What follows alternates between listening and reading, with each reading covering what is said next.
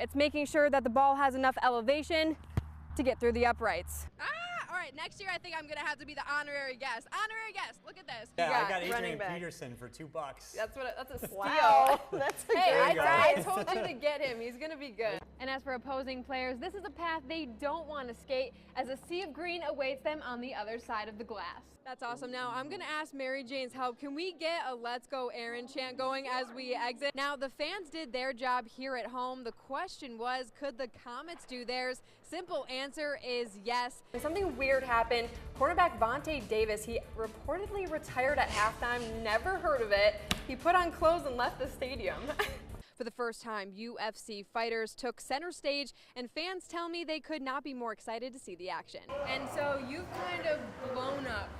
Are you surprised by how much attention that you're getting? This time next month, she'll be traveling to Europe to represent Team USA in the United World Games. The city of Utica is getting a professional indoor soccer team. They have to be blindfolded to level the playing field.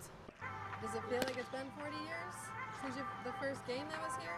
As fans from all over the country are here to pay homage to the boxing greats. As the nationwide Children's Hospital patient champion, Bryson and his family received the royal treatment at Watkins Glen. From the sports station, here's Alicia Daddario.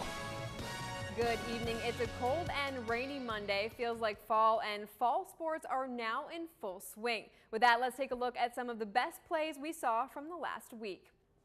It's the return of the top 6 at 6. Westmoreland at Sequoia football. Indians' Ethan Martin gets the handoff, cuts to the outside. A defender in his way, not anymore. Absolutely trucks his way through, dives over the line for the touchdown. Sequoia won 31-6. Number 5, Cooperstown Frankfurt Schuyler boys soccer. Hawkeyes' Jack Lambert takes it down the near sidelines and puts a cross into the box perfectly on the foot of Will Weldon, who one-touches it into the bottom left corner of the goal. Coop took it 3-1.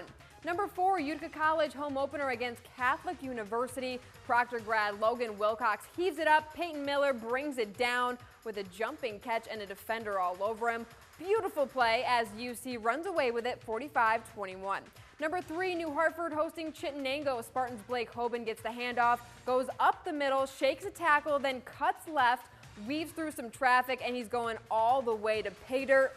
What a run for the TD. Spartans knock off the Bears 43-14. Number 2, Herkimer versus Canastota girls soccer. Raiders' Mackenzie Leahy already a goal to her name.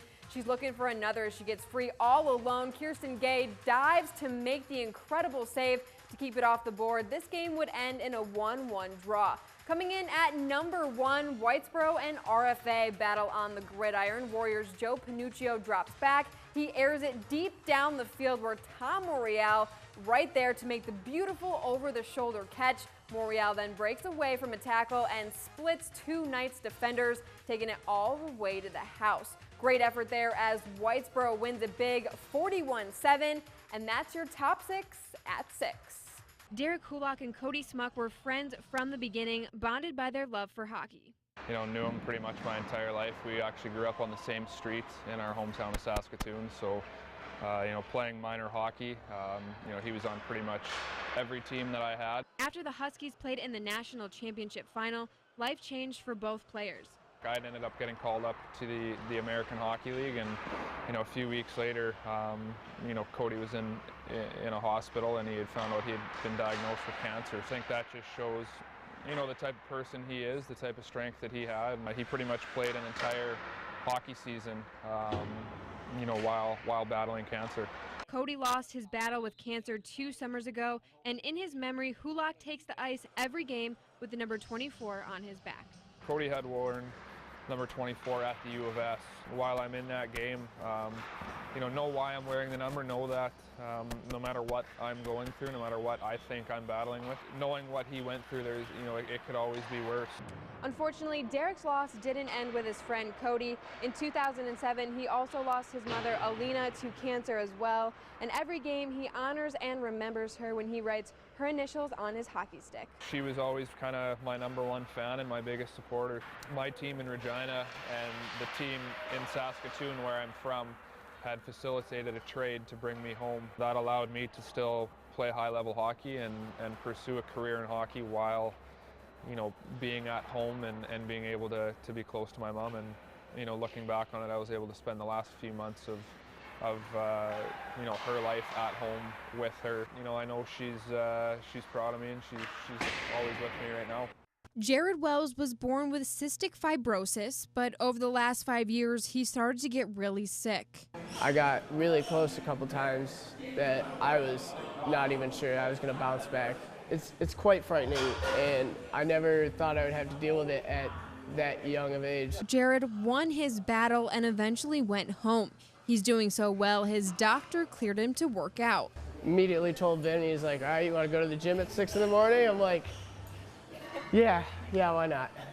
Oh, it's changed his whole life. You know what I mean? Jared has more energy throughout the day now. He breathes a lot better, which is huge. So you're dreaming big, so what I guess is your goal? Hopefully, I would like to become a bodybuilder, maybe compete, but as of right now, maybe just for myself. As some of us have experienced, those first couple of gym sessions can be painful. I want to say about the first 10 days were really sore, but my body's getting used to it, and it's not as bad, So I'm able to go to bed and not be like, ah. And with the help of social media, Jared's story is touching millions of lives. If he doesn't have any excuses to hit the gym, I don't think anybody else could have one. And so you've kind of blown up. Are you surprised by how much attention that you're getting? Definitely. I honestly didn't see that going anywhere, and the next thing I knew, I was 3 million views, 4 million, just going up. I really do appreciate all the motivation and support that everyone's given me. And it's definitely getting me to get up out of bed, because I know a lot of people are loving to see the journey, and I'm glad I can inspire a lot of people while doing it.